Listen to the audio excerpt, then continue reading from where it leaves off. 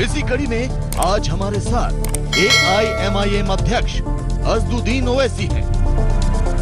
आज हमारी PIT team के सदस्य हैं अंजना ओम कश्यप, निशांत चतुर्वेदी और अशोक सिंघल।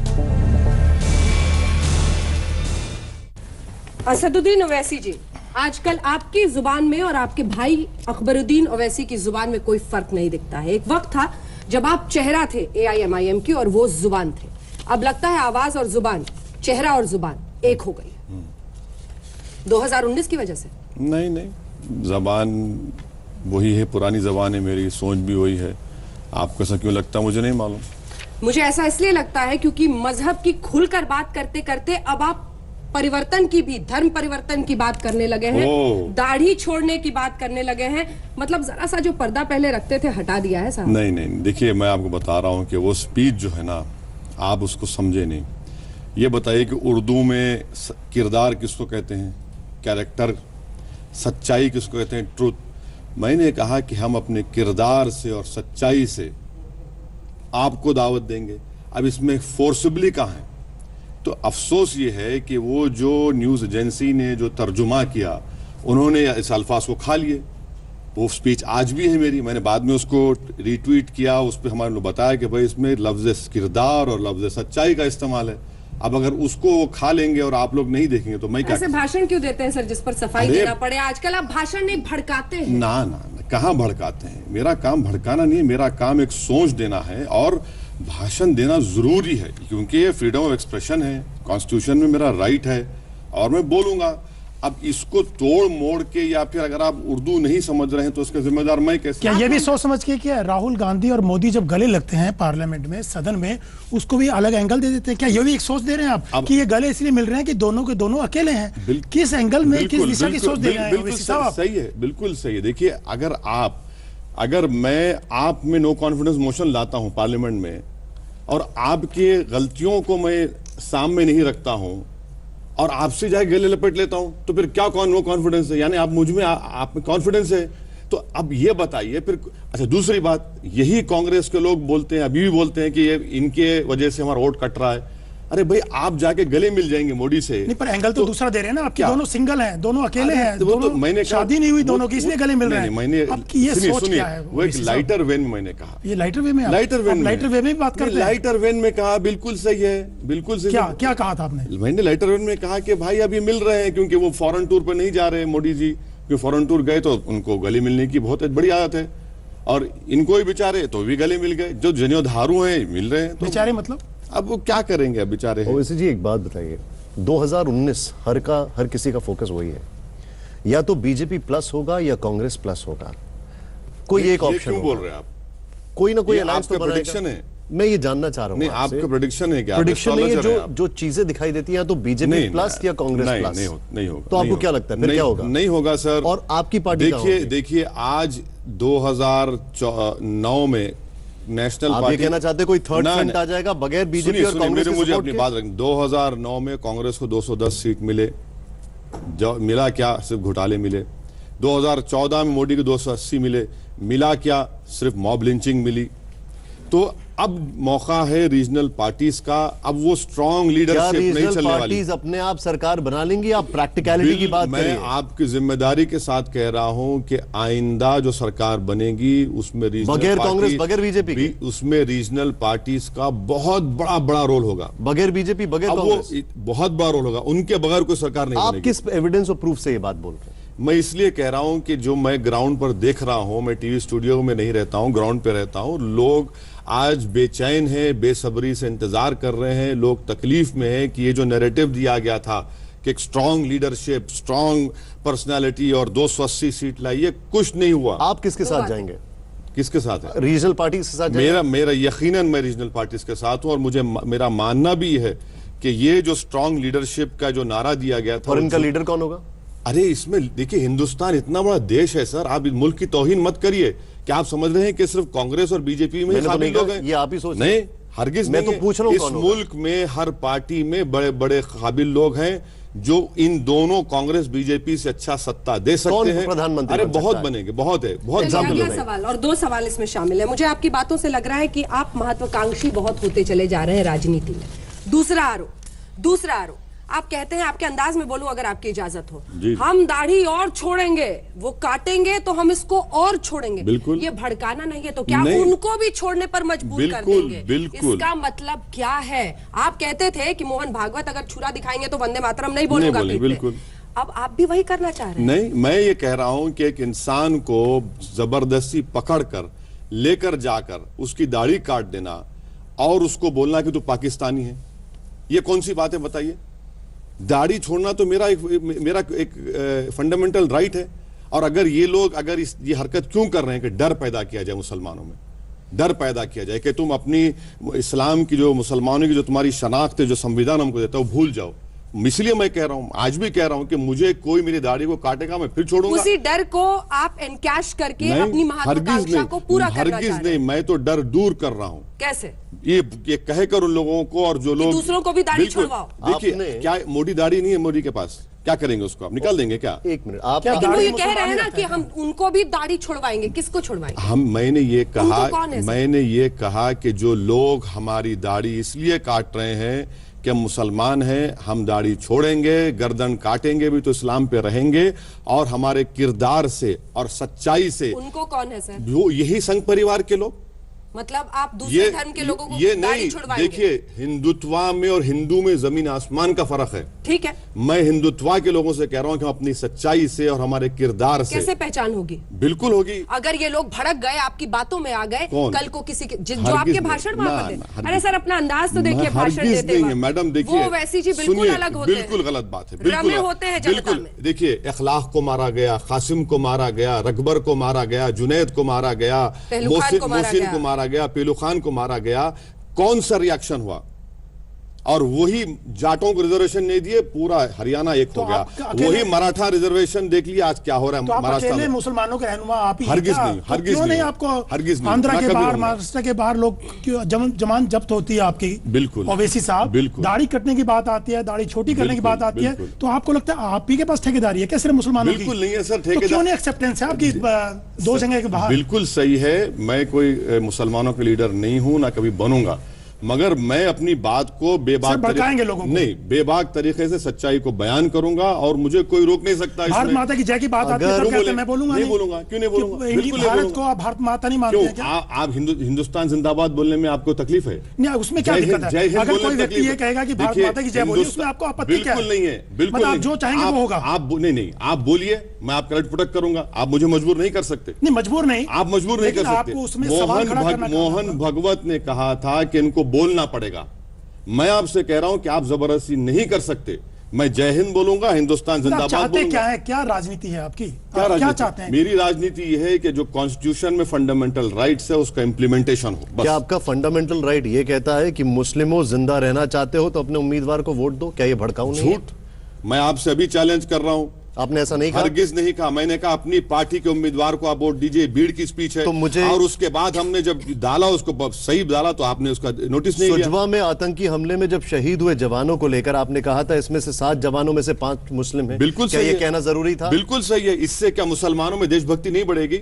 और वो लोग जो सरहद क्या फौज को कलर नहीं कर रहे हैं? जो लोग सरहद जब आप ये सवाल बोलते हैं कि सुरक्षा कर्मी में नहीं, जो लोग सरहद पार बैठकर मुसलमानों के ताल्लुक गलत बातें कर, हम बता रहे हैं, उनको पैगाम दे रहे हैं कि हमारी देशभक्ति यह है कि हम इस मुल्क के लिए जान दे रहे हैं। जो फौजी है उसको मोटिवेट करने की जरूरत नहीं है। आपको बिल्कुल नहीं है, मगर हमको कोई जरूरत नहीं है और आप उसको कोई मोटिवेट नहीं कर सकते। बिल्कुल नहीं है, बिल्कुल नहीं है। आप क्यों गिना रहे हैं कि कितने फौजी मुसलमान है जो शहीद हुए? ये क्यों गिना रहे हैं? बिल्कुल बोलना पड़ेगा। आप क्यों गिना रहे हैं कि सुरक्षा कर्मियों में कितने मुस्लिम है? जरा बताओ, ये सवाल क्यों पूछते हैं? अब आप ये सवाल सुन लीजिए, क्या दोनों के जवाब दीजिए। बिल्कुल। क्या आपने प्राइम मिनिस्टर 15 पॉइंट प्रोग्राम पढ़ा? नहीं पढ़ा आपने। उस 15 पॉइंट में 10 पॉइंट पर लिखा हुआ है कि माइनॉरिटीज जिसमें मुसलमान शामिल है उनका रिक्रूटमेंट बढ़ाएंगे। ये प्रोग्राम पिछले 11 साल से है। इस प्रोग्राम के तहत कितने माइनॉरिटीज का रिक्रूटमेंट हुआ उसका डेटा अवेलेबल है। मैंने ये मोदी जी से पूछा कि आप अपने 4 साल में अपने ही प्राइम मिनिस्टर प्रोग्राम में आपने क्या इंप्लीमेंटेशन किया? आपने हाल में कहा कि सेक्युलरिज्म आपको एक गाली समझ में आती है, जो भारत के संविधान की प्रस्तावना का हिस्सा है, जिसके बलबूते 17 करोड़ मुसलमान इस देश में रहते हैं, वो आपको गाली लगने लगी है। क्या वजह है? इसलिए कि जो संविधान में लिखा हुआ है हम उसकी मतलब को, उसकी रूह को समझे ही नहीं है।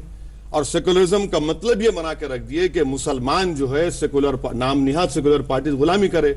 सेकुलरिज्म का मतलब ये तो नहीं है ना मैडम कि हिंदुस्तान की लोकसभा में जो सबसे बड़ी पंचायत है उसमें से 4% मुसलमान जीत के आए।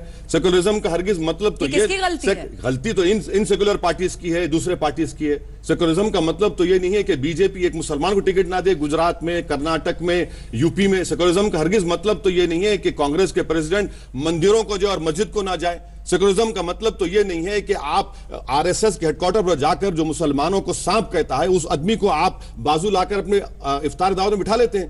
मेरा सेकुलरिज्म को हमको इस्तेमाल किया गया। अगर आज सच्चर कमेटी अगर जो सच कह रही है तो झूठी है क्या? वो सेकुलरिज्म की वजह से। मोदी से बड़े दुश्मन राहुल हो गए हैं क्या आजकल? दोनों उतने बराबर हो चुके हैं क्योंकि दोनों भी हिंदुत्व आप आ चुके हैं। आजकल मजाक बड़ा उड़ाते हैं आप राहुल गांधी का। क्यों? अरे भाई मैं मजाक क्या उड़ाता हूं उनका? आपने कहा कि अगर नो कॉन्फिडेंस मोशन में जाके गले मिल जाते हैं तो मैं क्या करूं? क्या होगा अगर ऐसी नौबत आएगी कि कांग्रेस और तमाम अन्य पार्टियां मिलकर 2019 में सरकार बनाने की नौबत में आ जाए और राहुल गांधी को प्रधानमंत्री का उम्मीदवार स्वीकार कर लिया जाता है? मैं आपको सुनाता हूं। मैं जब निजाम कॉलेज हैदराबाद में पढ़ता था तो हमारे पब्लिक एडमिनिस्ट्रेशन लेक्चरर थे। हम ज्यादा पढ़ते नहीं थे, वो कैंटीन पे जिंदगी गुजारते थे हमारी। वो एक दिन पकड़ कर लेकर गए हमको, लेक्चर में बिठाए और बिठाकर मुझसे पूछे बोलो इंडियन डेमोक्रेसी क्या है। मैंने सर आप रहने के बाद हम क्या बोले? बड़े खुश हुए वो। उन्होंने मुझसे कहा कि सुनो इंडियन डेमोक्रेसी ये होती है, इंडियन डेमोक्रेसी स्वयंवरा की तरह है। कभी कभी वो जाकर किसी के बेकार आदमी गले में फूल का हार डाल देती है, तो वो इंडियन डेमोक्रेसी है। बेकार आदमी है राहुल गांधी। मैं बेकार नहीं कह रहा हूं, इंडियन डेमोक्रेसी हो सकता है, आवाम का फैसला हो, कोई बन जाए। आपको लगता है विपक्ष को रिप्लेस कर देंगे, राहुल गांधी को हटा देंगे, मोदी वर्सेस ओवैसी एक दिन लड़ाई हो जाएगी? मैडम मैं किसी को रिप्लेस करने नहीं आया हूं। मेरी लड़ाई पूरी संविधान के फंडामेंटल राइट्स की है, मेरी लड़ाई इंसाफ की है और मैं वो चाह रहा हूं मुझे मिले। मैं तो ये नहीं कह रहा हूं कि मुझे प्रधानमंत्री बना दो, मैं तो ये नहीं कह रहा हूं कि मुझे आसमान तारे तोड़ कर ला कर दो। हर चीज का विरोध करना ही आपका काम है। क्यों नहीं करूं? 3 तलाक क्यों नहीं करूं? 3 तलाक क्यों नहीं करूं? 3 तलाक जो सरकार लेके उसका ये हिंदुस्तान है, ये हिंदुस्तान है। कोई चीज अच्छी तो महिला विरोधी है सर, कोई चीज तो होगी। आप महिला विरोधी हैं, कोई चीज तो अच्छी हो रही है। ओवैसी साहब कुछ भी अच्छा नहीं हो रहा क्या? हर चीज का विरोध करना आपको, ताकि आपको अच्छा लग रहा है। आपके 6 दिन आगे होंगे, मेरे तो दुनिया है। 3 तलाक आपके अकाउंट में 15 लाख आगे होंगे, मेरे पास तो नहीं है। 3 तलाक जब लेके आए महिलाओं के लिए, पूरा देश के अंदर महिलाएं स्वागत कर रही हैं आपकी बिरादरी की, आप उनको न्याय नहीं मिलने देना चाहते? देखिए 3 तलाक के बारे में खुद मुस्लिम महिलाओं ने हिंदुस्तान के हर छोटे बड़े शहर में हजारों लाखों की तादाद में निकल कर उसको रिजेक्ट किया। कहां रिजेक्ट किया? बिल्कुल किया। और आप नहीं दिखाए तो मैं क्या करूं? अगर उसको रोका जा रहा है 3 तलाक को, उसमें क्या आपत्ति आपको? देखिए वो जो है ना वो महिला विरोधी है। आप मुझे बताइए सर, आप महिला अगर आप मुझे बताइए अगर किसी पे केस बुक कर दिए ट्रिपल तलाक जो कमियां उसमें पॉइंट आउट कीजिए ना, सुनिए ना, पूरे तरीके से 3 तलाक को रिजेक्ट कर देना, ये तो ठीक नहीं है। आप सुनने तैयार नहीं। अगर कोई जेल को चला गया, कोर्ट सजा दे दी उसको 3 साल की, वो औरत क्यों रुका रहे 3 साल तक?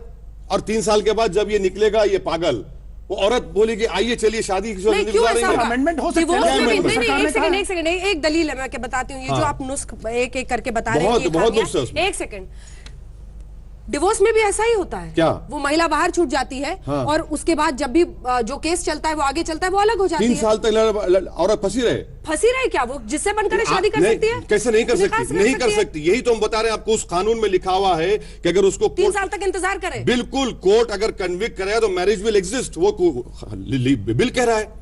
आप बताइए, आप खुद महिला है, अगर कोई जेल हो जाती है किसी मर्द को तो 3 साल सजा, वो औरत अटकी भी रहे। लेकिन वो और जब जेल से निकलेगा तो फूल कहार लेके बोलेगी आइए चलिए। इसका मतलब है कि ये बिल में है, ये बिल में है। 3 साल तक जब वो जेल में रहेगा उतनी देर मतलब ये डाउट रहेगा, शादी रहेगी। क्या बात कर रहे हैं सर? गुनहगार होगा तभी तो वो जाएगा जेल में। अरे गुनहगार भी हुआ तो शादी क्यों रहेगी फिर?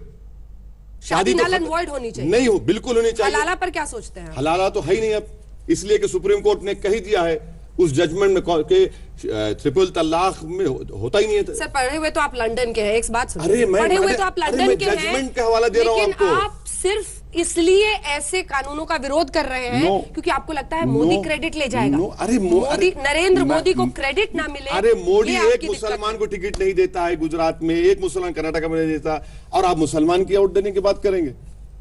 और मोदी कहते हैं मुसलमानों की पार्टी। लेकिन महिला विरोधी आप हैं ना, आप ट्रिपल तलाक पे कुछ क्यों नहीं कर पाए? महिलाओं ने आपके पुतले फूके, महिलाओं ने आपके 3 तलाक में जब आपने विरोध किया, ट्रिपल तलाक के हम खिलाफ हैं। ट्रिपल तलाक में जो क्रिमिनल प्रोविजन लगा रहे हैं वो गलत है, वो महिला विरोधी है।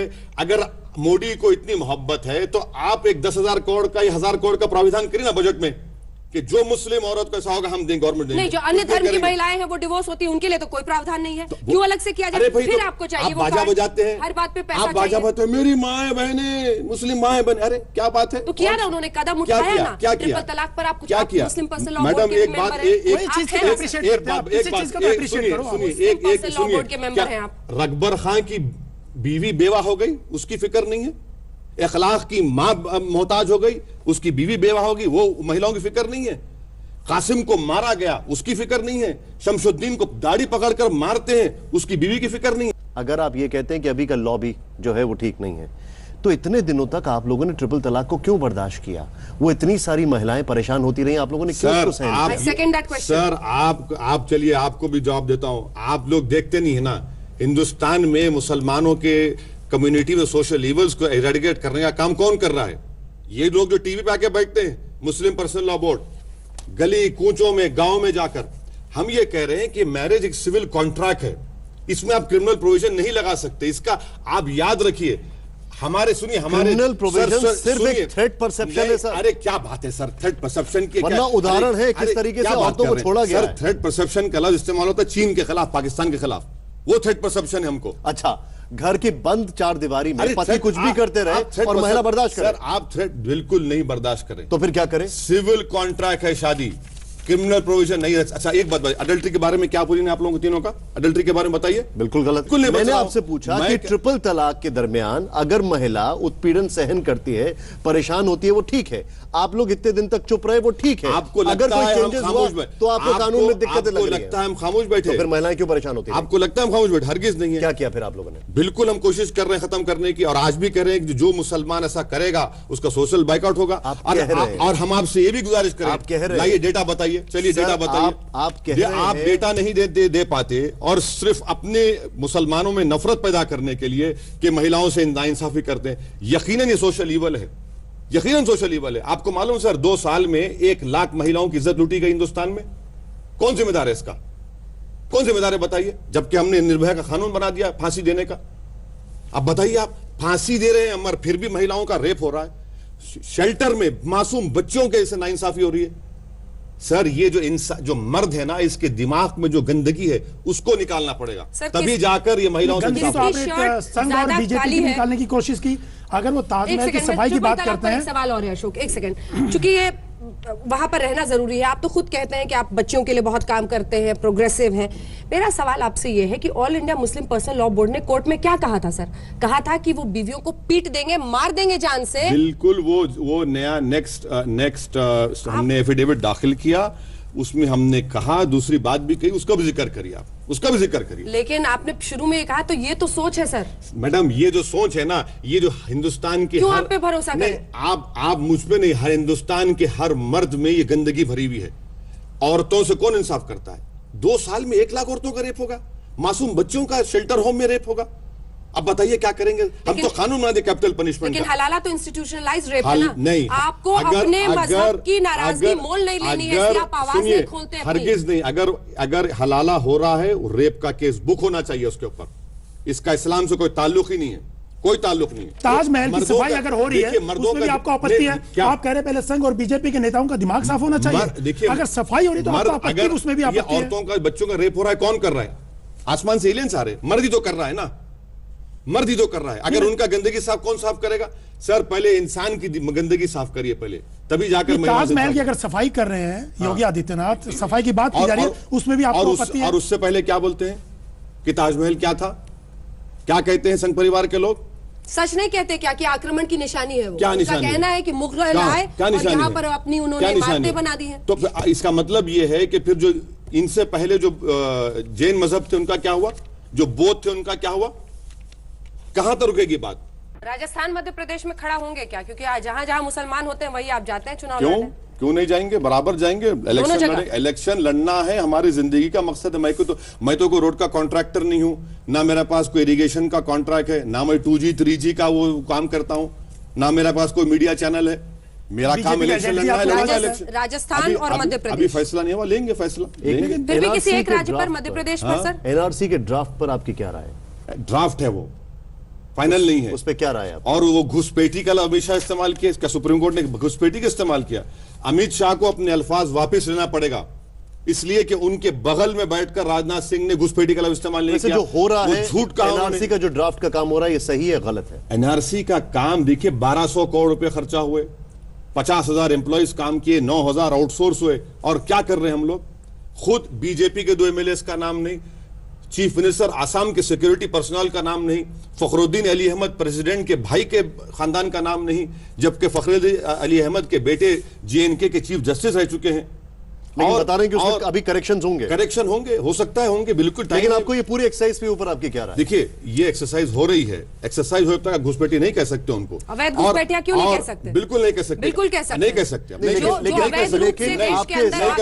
आप सुप्रीम कोर्ट, क्या राजनाथ सिंह ने कहा अवैध रूप से? नहीं, आप छोड़िए राजनाथ सिंह, क्या इलीगल? आप होम मिनिस्टर हैं, आप होम मिनिस्टर हैं, सर फैक्ट्स के साथ आप होम मिनिस्टर हैं ना। इलीगल इमिग्रेंट्स कहते हैं, नहीं कहते? जो अवैध रूप से आया हो, छुप कर आया हो, हिंदुस्तान का नहीं, हिंदुस्तान का होम मिनिस्टर उस लफ्ज को हमारी सबसे बड़ी पंचायत में इस्तेमाल नहीं करता। सुप्रीम कोर्ट ने भी वार्न कर दिया है। आप कराइए। अच्छा, आप बोलते हैं ये वेस्टर्न पाकिस्तान के लोग जम्मू में, उनको क्या कहेंगे आप? जो चकमा रेबल्स अरुणाचल प्रदेश में जो हिंदुस्तान की फौज के खिलाफ, उनको क्या कहेंगे? इंग्लैंड कह रहा है कि आपके 1 लाख हिंदुस्तान के लीगल ले लीजिए। मोदी बोले नहीं लेते। 50,000 वो ट्रंप रोक के रखा है, आइस की ले लीजिए, आप नहीं लेते। क्या करना चाहिए सरकार को अगर 1 लाख लोग भी बचते हैं 40 लाख में से? एनआरसी का फाइनल आप क्या कहना रिपोर्ट आती हो सकता है कि 1 लाख भी ना बचे, पूरे आ जाए। आप क्या कहना चाहते हैं? एक आदमी आ जाए, पूरा आ जाए। हो सकता है कि कागज हो उनके पास, लेगेसी का डॉक्यूमेंट हो, आप ये कहना चाहते हैं डॉक्यूमेंट ए हो, डॉक्यूमेंट बी हो, वो बता दें शायद। आप ये कहना चाहते हैं अगर 2 भी बच जाएगा, बांग्लादेश तैयार नहीं है, क्या करना चाहिए सरकार? अब इनको बताना चाहिए, बताइए, इनसे पूछिए। नहीं, ये सरकार में क्या करेंगे ये? आप वेस्टर्न पाकिस्तान के लोग जम्मू में बैठे नहीं कर सकते, चकमा रेबल्स अरुणाचल प्रदेश में बैठे आप कुछ नहीं कर सकते। इंग्लैंड कह रहा है कि भैया लेके जाओ। वो तो कह रहे हैं देश भर में एनआरसी करेंगे। हाँ, देश भर में एनआरसी होना चाहिए। अरे मैडम, त्रिपुरा में करिए। ये जो चीफ मिनिस्टर बीजेपी, त्रिपुरा की तैयारी, ये जो चीफ मिनिस्टर है, इसकी पैदाइश कहां की है? 71 की है।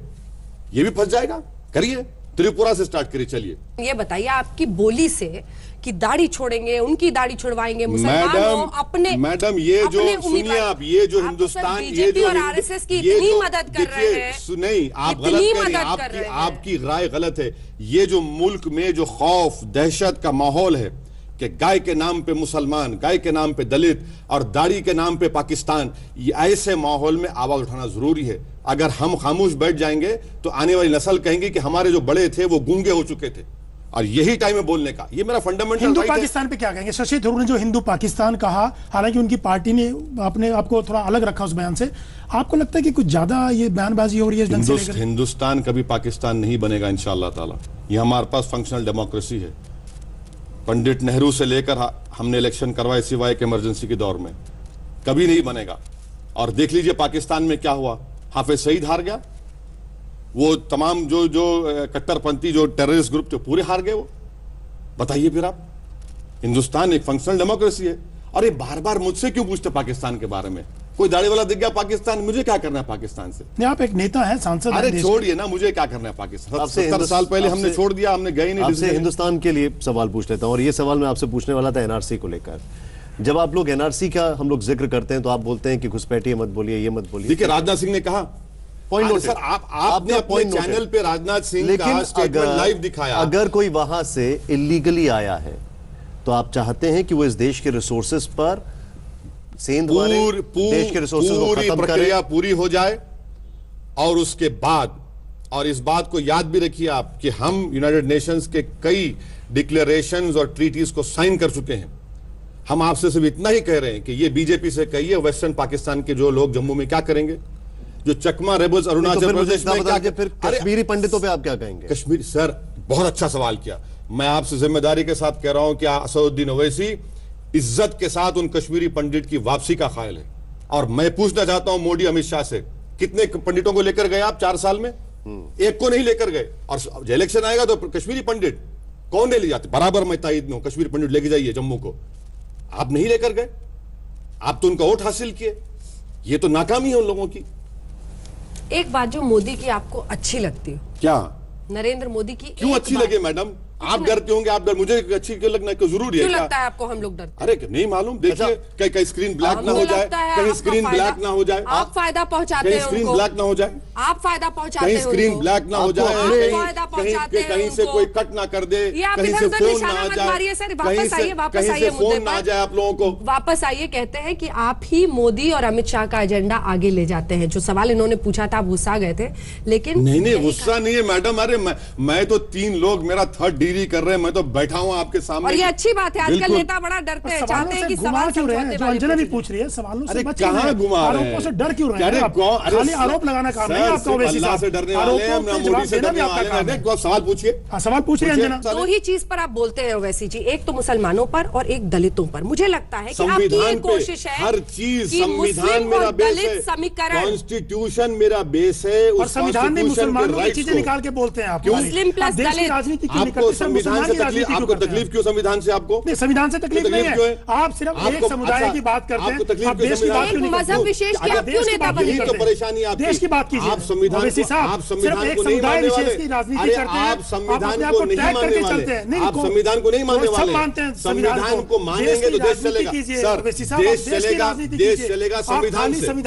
नहीं, एक समुदाय विशेष की राजनीति करते हैं, संविधान देश, आपको कन्वीनियंट है। संविधान देश चलेगा संविधान से, बिल्कुल चलेगा। संविधान नहीं है तो देश नहीं चलेगा। तो आपका भाई क्यों नहीं मानता? क्यों उसको बराबर मानता है? आप बोलते हैं कि 2 मिनट उसको दीजिए।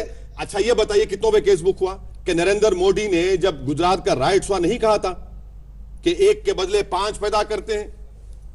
नरेंद्र मोदी ने नहीं कहा था कि जेम्स लिंगडो। अरे देखिए, आप ये बताइए आपका सबसे पसंदीदा नेता कौन है किसी भी पार्टी का? कोई है एक या कोई नहीं है? सिर्फ अपने से प्यार करते हैं? सुनिए, मैं आपसे फिर से बात को कह रहा हूं, कोई पसंद करते हैं? हिंदुस्तान की सियासत में अंबेडकर जैसा, सिर्फ काशीराम को छोड़ के, काशीराम के बारे में अंबेडकर जैसा कोई पॉलिटिशियन अभी तक नहीं आया, और कोई नहीं इस देश के अंदर। बिल्कुल नहीं है। अंबेडकर का जिक्र किया, तो अगर सरकार SC ST बिल पर कोई पहल कर रही है तो आपको उससे आपत्ति क्या है? आपने उनको क्यों बोला कि ये कांग्रेस का शाहबानो केस हो जाएगा? हाँ सुनिए, बड़े गजब का सवाल, आपने तो मुंह में गुलाब जामुन डाल दिया मुझे। सुनिए, अब आप देखिए कि शाहबानो का हमेशा बोलते बीजेपी वाले, उनके लोग आगे शाहबानो शाहबानो। आपने क्या किया अभी? कई शाहबानो मूवमेंट नहीं है कैसे कि सुप्रीम कोर्ट का जजमेंट आ गया इसके खिलाफ। अरे आप देखिए, अब सुनना पड़ेगा, देखिए सुनना पड़ेगा। एक मिनट काउंटर भी दे। नहीं सुनिए, काउंट सुनिए। अब आपके पास तो सुप्रीम कोर्ट जजमेंट आ गया, आपने वही किया ना, इसको अपीजमेंट बोलेंगे आप? मैं आपसे ये कह रहा हूं कि उस वक्त कांग्रेस को ना, इस वक्त बीजेपी को, उस वक्त मुसलमानों से ना, उनको उस वक्त मुसलमानों से मोहब्बत थी, ना इनको दलितों से मोहब्बत है। ओवैसी जी इस बात से परेशान है कि जो मुस्लिम दलित का कॉम्बिनेशन है वो टूट जाएगा। मॉरली कुछ भी हो, लेकिन पॉलिटिकली बीजेपी के लिए ट्रम्प कार्ड है। सर सुनिए, 4 महीने लग गए मोदी साहब को आते आते। मार्च 20 को जजमेंट आया, और आज भी कह रहा हूं ये बिल में बहुत कमजोरियां हैं। मुझे डर है कि कहीं ये सुप्रीम कोर्ट स्टे ना लगा दे।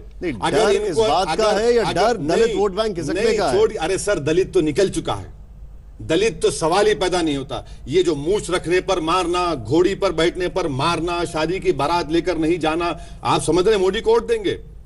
हिंदुस्तान का दलित आज बेचैनी से इंतजार कर रहा है। ये बिल पे मुझे डर है, क्योंकि जस्टिस गोयल ने जो बातों पर लिखा था उसको अब दूर नहीं किए, और उनको आपने एनजीटी का चेयरमैन बना दिया।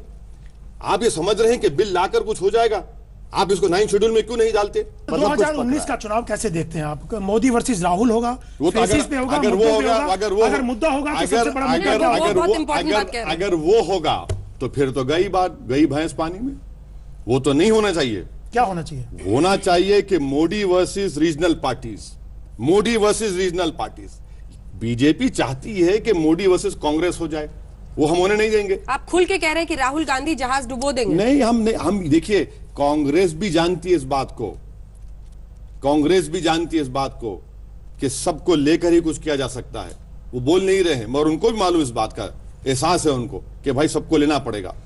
2019 के पहले एक और बहुत बड़ा मुद्दा आने वाला है जी, आपका फेवरेट मुद्दा, जिसमें आप वकील भी हैं, राम मंदिर। साधु संत कह रहे हैं कि राम मंदिर तो बनेगा चाहे फैसला कुछ भी। हाँ देखिए, अब आप बताइए, उनको पूछा, बुलाइए उन लोगों को। हम संविधान की बात कर रहे हैं, वो बोल रहे हैं संविधान की धज्जियां उड़ा देंगे, कोर्ट को नहीं मानेंगे, सुप्रीम कोर्ट के। कौन है लोग? ये लोग क्या कानून बना दिए? ये मुल्क को चला रहे हैं कि आस्था की बुनियाद पर आप जो चाहे कर लेंगे, कोर्ट का फैसला जो भी आए ना आए हम कर लेंगे।